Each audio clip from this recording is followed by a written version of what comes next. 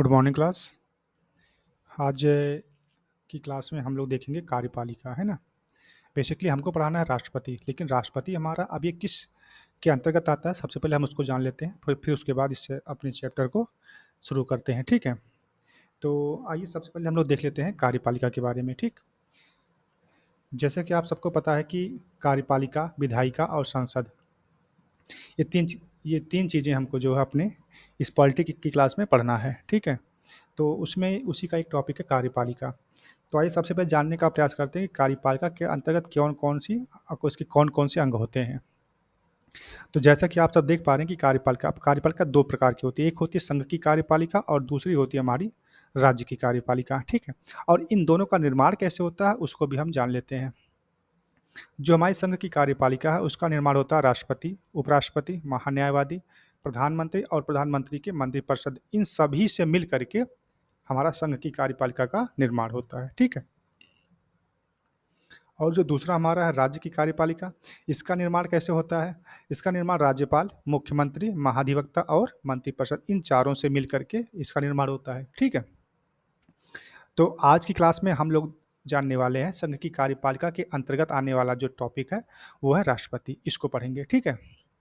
चलिए, तो आज की क्लास हम लोग स्टार्ट करते हैं और सबसे पहले हम ये जान लेते हैं कि कार्यपालिका के बारे में थोड़ा-सा परिचय देख लें और फिर उसके बाद जो है, फिर हम आएँगे संघ की कार्यपालिका में और जिसके अंतर्गत हम लोग देखेंगे भारत के राष्ट्रपति के बारे में, है ना? चलिए, तो ये हमारा जो है आज की क्लास रहेगी। तो भारत के राष्ट्रपति में हमको क्या-क्या चीज़ें पढ़नी हैं, उसको एक बार पहले थोड़ा-सा ब्रीफिंग उसकी देख लीजिए कि उनका राष्ट्रपति का चुनाव कैसे होता है, चुनाव की रीतियाँ क्या हैं, ठीक है? उनकी पदावधि क्या होती है? पुनर्निर्वाचन के लिए क्या पात्रता की क्या-क्या बातें कही गई हैं? और राष्ट्रपति के लिए अर्हताएँ क्या होनी चाहिए, योग्यताएँ क्या होनी चाहिए, है ना? शपथ क्या हो और शर्तें क्या होनी चाहिए? और इन सब के बाद फिर हम लोग जानेंगे कि भारत के राष्ट्रपति पर महाभियोग किस प्रकार से लगता है, ठीक? और नेक्स्ट आपका होगा कि महाभियोग में शामिल होने वाले सदस्य कौन-कौन से लोग हैं? फिर नेक्स्ट आएगा कि भारत के राष्ट्रपति द्वारा नियुक्त किए जाने वाले लोग कौन-कौन से हैं? और यहाँ से देखिए एक सवाल हमेशा जो है आपके एग्ज़ाम में पूछा जाता है कि निम्नलिखित में से कौन से लोग राष्ट्रपति के प्रसादोपरांत अपने पद पर बने रहते हैं? तो यहाँ पर देखिए 1 से लेकर के 9 तक यहाँ पर हमने उन सब के नाम लिख दिए हैं, ठीक? अभी इनको हम और अच्छे से आगे देखेंगे। नेक्स्ट हमारा है कि राष्ट्रपति के पद की रिक्तता क्या होती है ना? नेक्स्ट हमारा है कि पद रिक्तता की स्थिति में राष्ट्रपति के कार्यों का निर्वहन कैसे होता है, ठीक है? कौन करता है? ये सारी बात और उसके बाद लास्ट में हम लोग देखेंगे कि राष्ट्रपति की शक्तियाँ क्या हैं? जैसे कि आप सब यहाँ देख पा रहे होंगे कि कार्यकारी शक्तियाँ होती हैं ना, विधायी शक्तियाँ होती हैं, वित्तीय शक्तियाँ होती हैं, न्यायिक शक्तियाँ होती हैं, सैन्य शक्तियाँ होती हैं, आपातकालीन शक्तियाँ हैं। राष्ट्रपति को वीटो पावर भी दी जाती है। साथ में राष्ट्रपति की अध्यादेश जारी करने की शक्तियाँ क्या हैं? और राष्ट्रपति की क्षमा दान करने की शक्तियाँ क्या हैं? तो इन सब के बारे में हम और भी डिटेल में आज इस क्लास में पढ़ेंगे, ठीक है? तो देखिए यहाँ पे जो है कार्यकारी शक्तियाँ विधायी हो गई हैं ना, तो इस प्रकार से इसको हम देखते हुए आगे बढ़ेंगे। और उसके बाद जब ये सारी चीज़ें हो जाएँगी, फिर हम लोग जो है ये जानने का प्रयास करेंगे कि इनसे जो संबंधित कुछ अगर महत्वपूर्ण अनुच्छेद हैं, तो उनको भी हम यहाँ पे फटाफट देख लेंगे, ठीक? और लास्ट में हम लोग इस क्लास में देखेंगे कि भारत के जो भी राष्ट्रपति रहे हैं, वो देखिए हम यहाँ पे आपको यहीं पे दिखा दे रहे हैं कि भारत में अभी तक जो है कितने राष्ट्रपति हुए हैं। जैसा कि आप सब यहाँ देख पा रहे हैं कि क्रम से हमने लिख दिया है 1 से लेकर के अभी तक जो है 16 राष्ट्रपति हमारे भारत में हुए हैं और जो वर्तमान में जो है 2022 से लेकर के अभी तक द्रौपदी मुर्मू जी हमारे देश की राष्ट्रपति हैं, ठीक है? तो इस प्रकार से जो है राष्ट्रपति का जो कार्यकाल हमारे देश में रहा है। तो आइए सबसे पहले हम लोग प्रारंभ करते हैं अपना कि राष्ट्रपति का जो परिचय है या हम कह सकते हैं क्या कह सकते हैं कि उसका जो संवैधानिक उपबंध है, उसके बारे में, ठीक है? और इस चैप्टर को हम 2 पार्ट में पढ़ेंगे। तो पहले पार्ट में आज हम लोग जो है महाभियोग तक पढ़ते हैं और उसके बाद कल की क्लास में पढ़ेंगे, ठीक? चलिए, तो आज की क्लास में हम लोग जो है और राष्ट्रपति से पहले थोड़ा-सा हम इसकी चर्चा कर लें कि कार्यपालिका के बारे में, है ना? कार्यपालिका क्या होती है? उसके बाद फिर हम आते हैं राष्ट्रपति पे।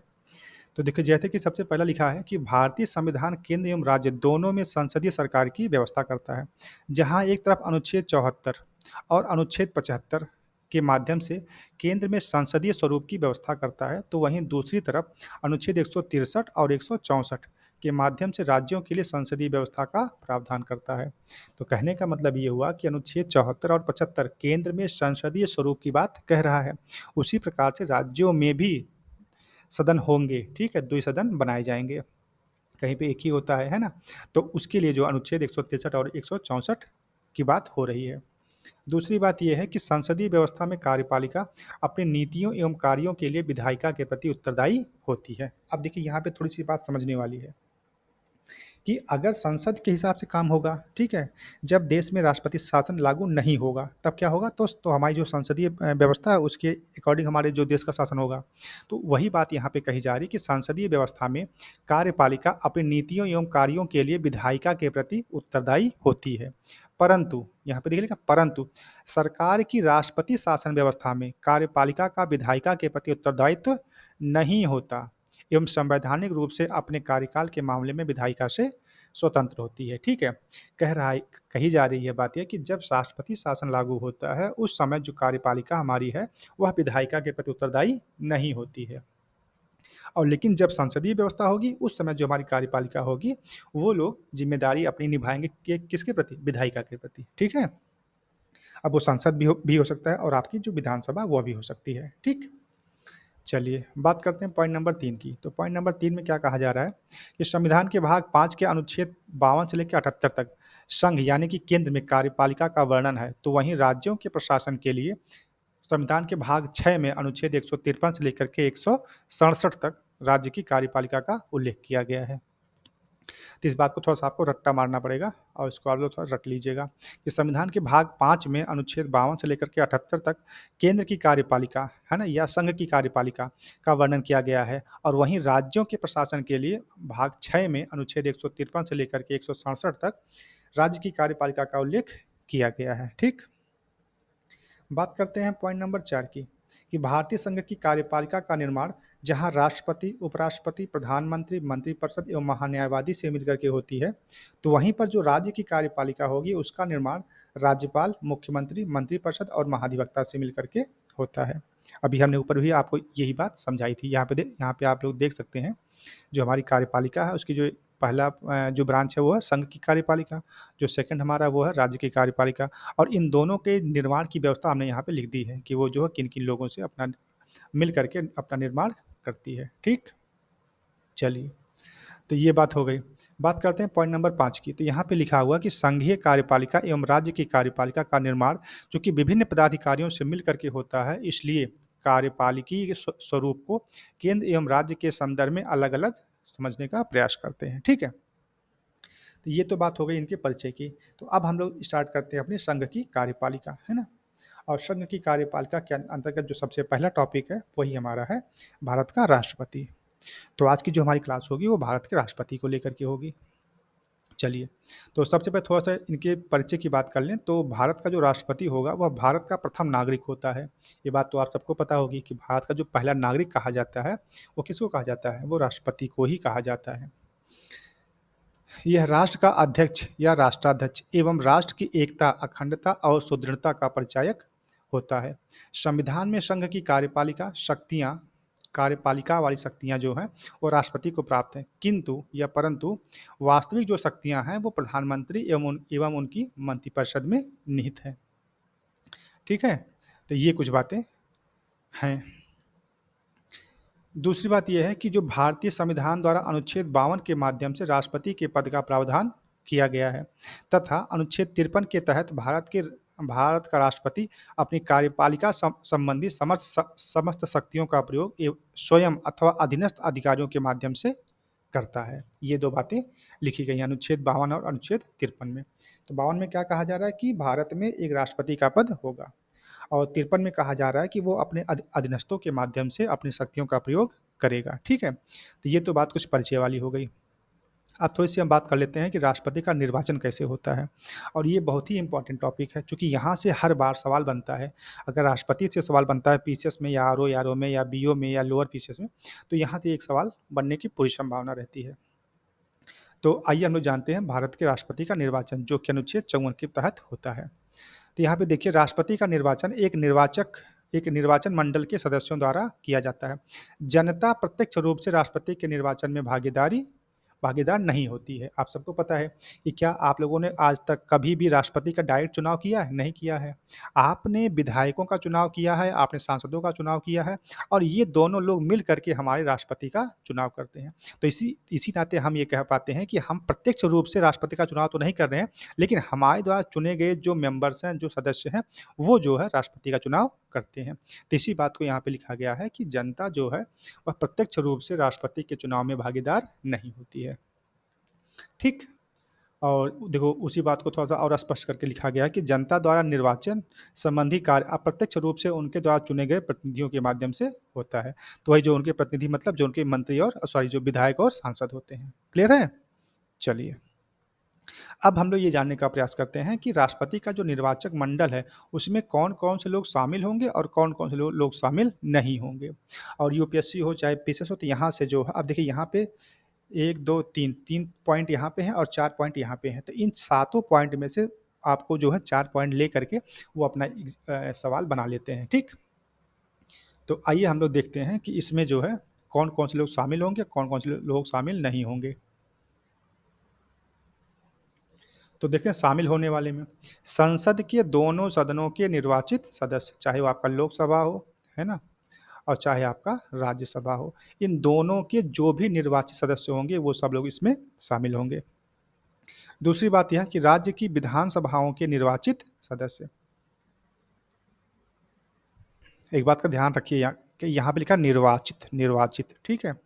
तो विधानसभाओं के निर्वाचित सदस्य। तीसरी बात यह है कि केंद्र शासित प्रदेशों में जैसे दिल्ली और पुडुचेरी की विधानसभाओं के निर्वाचित सदस्य, ठीक? अब देखिए लोकसभा और राज्यसभा मतलब संसद के निर्वाचित इसमें सदस्य आ गए। जो हमारे राज्य की विधानसभाएँ हैं वहाँ से जो निर्वाचित सदस्य हैं वो लोग आ गए और जो हमारे केंद्र प्रदेश जो केंद्र शासित प्रदेश हैं जैसे कि दिल्ली और पुडुचेरी जहाँ पे विधानसभाएँ हैं, वहाँ से भी जो निर्वाचित लोग हैं, जो सदस्य उसके हैं, वह लोग भी इसमें शामिल होते हैं। लेकिन शामिल कौन लोग नहीं होते हैं, यह भी जान लेते हैं। तो संसद के दोनों सदनों के मनोनीत ये लोग शामिल नहीं होते।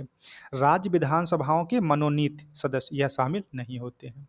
तो संसद के चाहे वो लोकसभा हो चाहे राज्यसभा इन दोनों के कोई भी मनोनीत सदस्य इस चुनाव में शामिल नहीं होगा, ठीक? उसी प्रकार से राज्य की विधानसभाओं के मनोनीत सदस्य इसमें शामिल नहीं होंगे। तीसरी बात ये है कि जो राज्य की विधान परिषद है, ठीक है? द्विसदनीय व्यवस्थापिका के माध्यम से जहाँ पे विधान परिषदें हैं, उन विधान परिषदों से ना तो कोई निर्वाचित व्यक्ति आएगा और ना ही कोई मनोनीत आएगा। यह बात थोड़ा-सा ध्यान देने वाली है, ठीक? और साथ ही में जो दिल्ली और पुडुचेरी की विधानसभाओं के मनोनीत सदस्य भी नहीं होंगे और अगर कोई सभा जो विघटित हो चुकी है, उसके भी कोई सदस्य यहाँ पे शामिल नहीं होंगे, ठीक है? तो ये जो प्रक्रिया है, इस प्रकार से हमारे राष्ट्रपति का चुनाव होता है। तो अब हमें लग रहा है कि आप लोगों की बातें समझ में आई होंगी। शामिल होने वाली देखिए हमने यहाँ पे बातें लिख दी हैं कि संसद और विधानसभा और ये जो केंद्र शासित प्रदेश के जो विधानसभा, इन सब के जो निर्वाचित सदस्य हैं, वो लोग शामिल होंगे। लेकिन जो मनोनीत वाले हैं, वो शामिल नहीं होंगे और विधान परिषद से ना तो निर्वाचित सदस्य आएँगे और ना ही मनोनीत आएँगे, ठीक? तो इस प्रकार से आपका जो ये चुनाव होता है। अब हम लोग जानते हैं कि चुनाव की रीति क्या है, किस प्रकार से चुनाव होता है, थोड़ा-सा उसको भी जान लेते हैं। और ये लिखा गया है अनुच्छेद 55 में। पहला पॉइंट ये कह रहा है कि राष्ट्रपति के निर्वाचन में प्रत्येक एमएलए के वोट का मूल्य अलग-अलग राज्य में अलग-अलग होता है। मतलब ये है कि हम जिस विधायक को चुनते हैं, उस विधायक का की जो मत का मूल्य होगा, वो प्रत्येक राज्य के हिसाब से अलग-अलग होगा, ठीक है? जैसे राजस्थान का अलग हो गया, हरियाणा के एमएलए का अलग हो गया, उत्तर प्रदेश के एमएलए का अलग हो गया, है ना? और ये जो है वहाँ के जो जनसंख्या वहाँ की है, उस पे डिपेंड करता है। क्लियर है? दूसरी बात यह है कि चूंकि राष्ट्रपति का चुनाव आनुपातिक प्रतिनिधित्व के माध्यम से एकल संक्रमणीय मत तथा गुप्त मतदान के द्वारा होता है, इसलिए राष्ट्रपति के चुनाव में निर्वाचित होने के लिए मतों का एक निश्चित भाग प्राप्त करना होता है, जिसको हम कहते हैं कोटा। जैसे हम लोग जानते हैं कि हम लोग जब एग्जाम देते हैं तो वहाँ पे कट ऑफ दी जाती है कि मान लीजिए 100 नंबर का आपका पेपर है, तो 100 नंबर में आपको मतलब 60 नंबर ले आना है। तो अगर 60 से आप नीचे होते तो आप उसमें पास नहीं माने जाओगे। तो उसी प्रकार से जो है इस चुनाव में भी जो है एक कट ऑफ या कोटा कह सकते हैं, क्लियर किया जाता है कि आप इससे नीचे अगर लाएँगे तो आपका जो ज़मानत वो जब्त कर ली जाएगी। ठीक है? अच्छा वो बात अभी आगे लिखी है, अभी उसको समझा रहे हैं। मतलब उसमें एक कोटा फिक्स होता है कि आपको इतने मत लेके आने तब आपको पास माना जाएगा या आपको आगे शामिल किया जाएगा, है ना? ये बात। तीसरी बात ये है कि राष्ट्रपति चुनाव संबंधी सभी विवाद उच्चतम न्यायालय मतलब सर्वोच्च न्यायालय जो कि हमारा सुप्रीम कोर्ट है, वहाँ पे निपटाया जाएगा और उसका जो निर्णय आएगा वही अंतिम निर्णय माना जाएगा। चौथी बात यह है कि निर्वाचक मंडल के किसी भी सदस्य का पद रिक्त होने पर राष्ट्रपति चुनाव को न्यायालय में चुनौती नहीं दी जा सकती। कहने का मतलब ये है कि अगर कोई विधानसभा या लोकसभा या राज्यसभा को ये कह दे कि हमारे पास अभी सारे लोग नहीं हैं, ठीक है? तो इस चुनाव को थोड़ा पोस्टपोन कर दिया जाए या इसको जो चुनौती दे दी जाए, तो ऐसा नहीं होगा, ठीक है? जितने लोग हैं उनके माध्यम से आप अपना चुनाव कंडक्ट करवाइए, ये बात। पाँचवीं बात ये कही जा रही है कि यदि उच्चतम न्यायालय द्वारा किसी व्यक्ति की राष्ट्रपति के रूप में नियुक्ति अवैध घोषित कर दी जाती है, तो उच्चतम न्यायालय की घोषणा से पूर्व उसके द्वारा किए गए कार्य अवैध नहीं माने जाएँगे तथा प्रभावी बने रहेंगे। जैसे होता क्या है कि मान लीजिए आज चुनाव हुआ, ठीक है? मान लीजिए जनवरी में चुनाव हुआ, ठीक है? और मार्च या अप्रैल में, ठीक है, एक एक बात आती है कि इनकी जो भी हमारे राष्ट्रपति बनाए गए हैं, उनका जो चुनाव हुआ था वो क्या था? वो गलत हो गया था, ठीक है। अब चूँकि जनवरी से लेके अप्रैल के बीच में हो सकता है कि राष्ट्रपति ने कई सारे कामों के पे फैसले ले लिए हों। तो ये फैसले तब तक अवैध नहीं माने जाएँगे जब तक कि सुप्रीम कोर्ट जो हमारा है, वो ये ना कह दे कि हाँ, ये भाई ये जो है वाक़ई में जो चुनाव हुआ था वो गड़बड़ तरीके से हो गया था। तो जब यहाँ से फैसला आ जाएगा अप्रैल के बाद, ठीक है? तब उसके बाद जो उनके काम होंगे वो अवैध या इस तरह से माने जाएँगे। लेकिन जब तक फैसला नहीं आता तब तक उनके काम अवैध नहीं माने जाएँगे। यही बात यहाँ पे लिखी गई है। ठीक है? और ये बात जो अभी हाल ही में यूपीएससी में पूछा गया था और सेम सेंटेंस ही यही था कि जब तक उच्चतम न्यायालय से की कोई घोषणा नहीं आ जाती है तब तक जो उनके कार्यों को अवैध नहीं माना जाएगा। ठीक है? चलिए, अब हम लोग देख लेते हैं कि राष्ट्रपति के जो चुनाव की जो प्रथा है, वो किस प्रकार से होता है। इसमें देखिए होता क्या है, मैं एक बार इसको पढ़ दे रहा हूँ, फिर आपको समझा दे रहा हूँ कि मतदाता उम्मीदवारों के नाम के आगे अपना वरीयता क्रम 1, 2, 3, 4 आदि अंकित करता है। प्रथम चरण में उम्मीदवारों के मतों की गणना उनको प्राप्त प्रथम वरीयता के आधार पर होती है। उम्मीदवार को निर्धारित मत ना पाने की स्थिति में मतों का स्थानांतरण की प्रक्रिया शुरू होती है। द्वितीय चरण में प्रथम वरीयता के न्यूनतम मत प्राप्त करने वाले उम्मीदवार की उम्मीदवारी रद्द करके इसकी द्वितीय वरीयता के मत को अन्य उम्मीदवारों के प्रथम वरीयता के मतों में बाँट दिया जाता है और यह प्रक्रिया तब तक चलती रहती है जब तक कि कोई निर्धारित मत ना मिल जाए, किसी उम्मीदवार को निर्धारित मत ना प्राप्त हो जाए। कहने का मतलब ये है कि जैसे मान लीजिए हमारे इस तरह के 4 लोग हैं। भाई साहब ए हैं, बी हैं और सी हैं और डी हैं, ठीक है? 4 लोग जो है इस बार राष्ट्रपति के चुनाव में खड़े हुए हैं, ठीक है? अब जो हमारे एमपी एमएलए होंगे उनसे ये कहा जाएगा कि आप इन चारों में से किसको अपनी प्रथम प्रायोरिटी में रखते हैं? आपकी जो आपकी जो पहली अपेक्षा है, आप किसको अपना राष्ट्रपति चुनना चाहते हैं? तो मान लीजिए एक भाई साहब एक्स हैं, इन्होंने जो है ए के सामने लिख दिया 1, यहाँ लिख दिया 2, यहाँ लिख दिया 3, यहाँ लिख दिया 4। एक भाई साहब वाई हैं, इन्होंने यहाँ पे लिख दिया 1, यहाँ पे लिख दिया 2, यहाँ पे लिख दिया 3 और यहाँ पे लिख दिया 4। ठीक है? अब देखिए वाई के हिसाब से जो पहली प्राथमिकता उनकी बी को है और जो यक्स हैं इनके हिसाब से जो पहली प्राथमिकता वो ए की है। तो इसी प्रकार से जितने भी मेंबर होंगे वो इन सब के सामने अपना जो है इस प्रकार से लिखते चले जाएँगे, ठीक है? अब लास्ट में क्या होगा, लास्ट में यह देखा जाएगा कि ऐसा कौन-सा व्यक्ति है जिसके सामने सबसे ज़्यादा जो पहली प्राथमिकता वाले लोग मतलब पहली प्राथमिकता में उनको चुना गया है।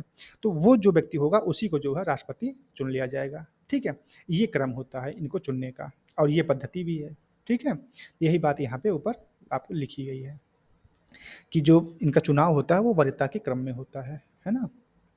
चलिए, अब हम लोग देख लेते हैं के जो राष्ट्रपति हैं उनकी जो पदावधि क्या होती है। वो है अनुच्छेद 56 के अकॉर्डिंग। जो पदावधि के बारे में कहा जा रहा है कि पद धारण करने की तिथि से 5 वर्ष तक, मतलब सामान्यतः 5 वर्ष और ऐसा नहीं है कि वो 5 वर्ष के बाद ही अपना त्यागपत्र देंगे, लेकिन अगर उसके पहले वो चाहें तो भी दे सकते हैं। दूसरी बात ये लिखी कि राष्ट्रपति अपनी पदावधि में किसी भी समय अपना त्यागपत्र उपराष्ट्रपति को दे सकता है। अब यहाँ ध्यान देने वाली बात है और कई बार एग्ज़ाम में पूछा भी गया है कि राष्ट्रपति अपना जो है त्यागपत्र वो किसको देगा? तो वो देगा अपने उपराष्ट्रपति को। ठीक है? चलिए, तीसरी बात यह है कि राष्ट्रपति को उसके कार्यकाल पूरा होने से पूर्व महाभियोग की प्रक्रिया द्वारा ही पद से हटाया जा सकता है। अगर पद से हटाना है राष्ट्रपति को तो उनके ऊपर महाभियोग ही लगाया जाएगा, उसके बाद ही उनको पद से हटाया जाएगा, अदरवाइज़ कोई ऑप्शन नहीं है। चौथी बात ये है कि राष्ट्रपति का पद रिक्त होने की स्थिति में जब तक वो अपना उत्तरदायित्व निभा वह तब तक अपना उत्तरदायित्व निभाएगा जब तक कि उसका उत्तराधिकारी राष्ट्रपति का पद ग्रहण ना कर ले। ठीक है, 5 वर्ष के बाद भी मान लेते हैं कि 2024 है ना, 2024 और जनवरी में जो है राष्ट्रपति साहब का जो कार्यकाल पूरा होता है, ठीक है।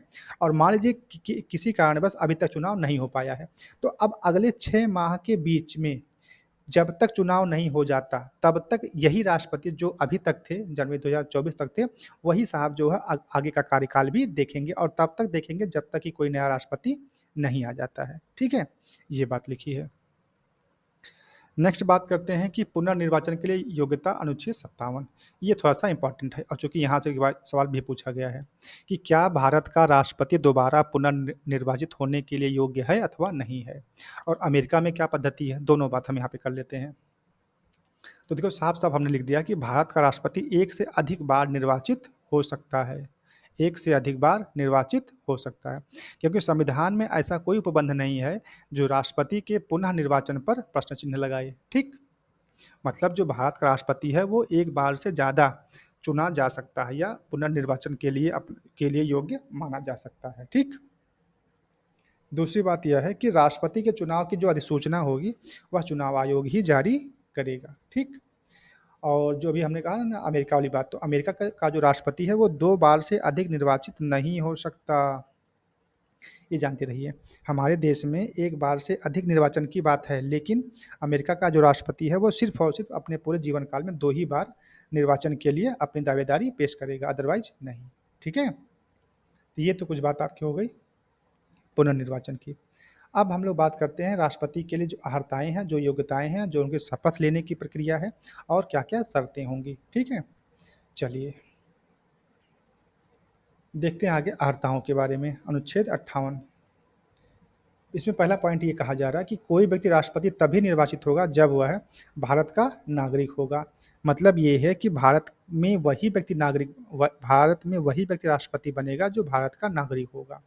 दूसरी बात यह है कि वह 35 वर्ष की आयु को पूर्ण कर चुका होगा। मतलब जो राष्ट्रपति बनने की हमारे यहाँ न्यूनतम उम्र है वो कितनी है? 35 वर्ष पूर्ण होनी चाहिए। तीसरी बात यह है कि वह लोकसभा का सदस्य निर्वाचित होने की योग्यता रखता हो। और चौथी बात यह है कि संघ सरकार या राज्य सरकार या स्थानीय प्राधिकरण में या किसी सार्वजनिक प्राधिकरण में लाभ के पद पर ना हो।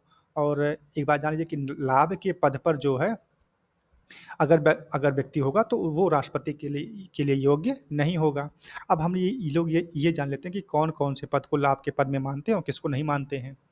देखिए, यही बात हमने पॉइंट नंबर 2 में लिख दी है कि एक वर्तमान राष्ट्रपति अथवा उपराष्ट्रपति अथवा किसी राज्य का राज्यपाल, संघ अथवा राज्य का कोई मंत्री किसी लाभ के पद पर नहीं माना जाता। यानी कि लिखा है, नहीं माना जाता। ठीक है? इस प्रकार वह राष्ट्रपति पद के लिए अहर्य उम्मीदवार होता है। ठीक है? अगर कोई व्यक्ति है जो किसी राज्य का राज्यपाल है या राष्ट्रपति है या उपराष्ट्रपति है या संघ या राज्य में कहीं मंत्री है, तो अगर इस पद पर कहीं पे कोई है तो उसको हम लाभ का पद नहीं मानते हैं। ठीक? और इस प्रकार से इन लोगों को हम राष्ट्रपति के पद के लिए अहर्य उम्मीदवार मान सकते हैं। तीसरा ये कह रहा है कि राष्ट्रपति के चुनाव के नामांकन के लिए उम्मीदवारों के लिए कम से कम 50 प्रस्तावक और 50 अनुमोदक होने आवश्यक हैं, अन्यथा वह अपनी उम्मीदवारी खो देगा। अगर कोई व्यक्ति राष्ट्रपति के लिए अपनी उम्मीदवारी पेश करता है तो उसके साथ में कम से कम 50 प्रस्तावक होने चाहिए और कम से कम 50 अनुमोदक होने चाहिए। ठीक है? अदरवाइज वह जो अपनी उम्मीदवारी है वह खो देगा। और चौथी बात यह है कि प्रत्येक उम्मीदवार भारतीय रिजर्व बैंक या सरकारी खजाने में 15,000 की जमानत राशि के रूप में जमा करेगा। ठीक? और यदि उम्मीदवार कुल डाले गए मतों का 1/6 1/6 भाग प्राप्त नहीं करेगा तो उसकी जो जमानत है वह रद्द कर दी जाएगी। तो जमानत रद्द करने का मतलब उसका जो पैसा है वो वापस नहीं दिया जाएगा। ठीक है? ये बातें हैं। थोड़ा-सा लाभ के पद में एक बात और जान लेते हैं। अभी यूपीएससी में एक सवाल पूछा गया था कि लाभ के पद को संविधान में परिभाषित किया गया है अथवा नहीं किया गया है। ये जो है यूपीएससी में साफ तौर पे पूछा गया, अभी 2 ही 3 साल पहले पूछा गया है। तो आप लोग जान लीजिए कि जो संविधान में जो लाभ का पद है उसको परिभाषित नहीं किया गया है। हाँ, उसके बारे में कुछ चर्चाएँ हुई हैं लेकिन परिभाषा उसकी नहीं दी गई है। ठीक है? तो उसी को हम यहाँ पे देख लेते हैं। तो नोट पॉइंट में हमने लिख दिया है कि संसद निर्हरता निवारण अधिनियम 1959 कई पदों को लाभ के पद के आधार पर निर्भरता में छोड़ देता है। इस अधिनियम में अब तक 5 बार संशोधन हो चुका है और संविधान में लाभ के पद को परिभाषित नहीं किया गया है, नहीं किया गया, ठीक? लेकिन अनुच्छेद 102(1) का और अनुच्छेद 191(1) में इसका इसका उल्लेख मिलता है और लाभ के पद पर निम्न पदों को शामिल नहीं किया जाता है, जैसे कि राष्ट्रपति हो गए, उपराष्ट्रपति हो गए, किसी राज्य का राज्यपाल हो गया या संघ अथवा राज्य में कोई मंत्री का पद है। 3 लोगों को हम राज्य लाभ के पद पे शामिल नहीं मानते हैं, ठीक?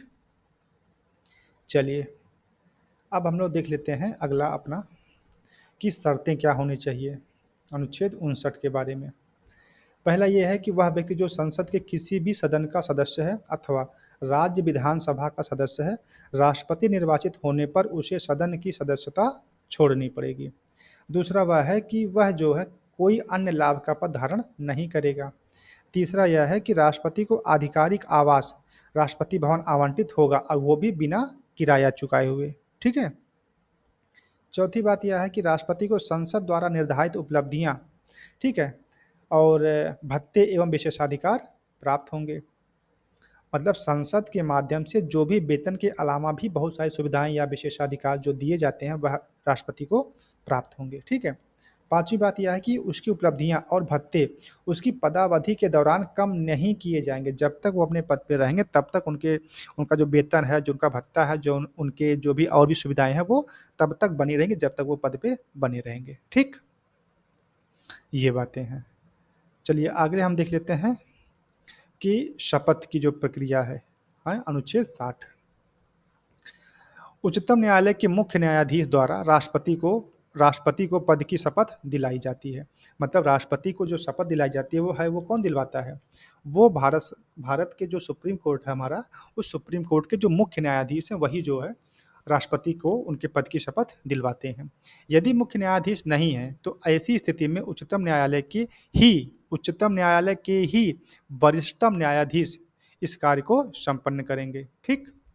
दूसरा यह कि यदि राष्ट्रपति के कर्तव्यों का निर्वहन अन्य कोई व्यक्ति कर रहा है तो उसे इसी प्रक्रिया से शपथ लेनी होगी, ठीक है। कहने का मतलब ये है कि अगर राष्ट्रपति के कर्तव्यों का निर्वहन कोई अन्य व्यक्ति कर रहा है, जैसे हमारे उपराष्ट्रपति साहब कर सकते हैं, ठीक है। अगर मान लीजिए उपराष्ट्रपति साहब इसका कार्यभार संभाल रहे हैं तो उनको भी इसी प्रक्रिया से शपथ ग्रहण करना होगा, ठीक। और आज का जो लास्ट पॉइंट है वो है भारत के राष्ट्रपति पर महाभियोग, है ना। इसको देख लेते हैं, उसके बाद हम लोग कल देखेंगे। चलिए, तो देख लेते हैं भारत के राष्ट्रपति पर महाभियोग, है ना।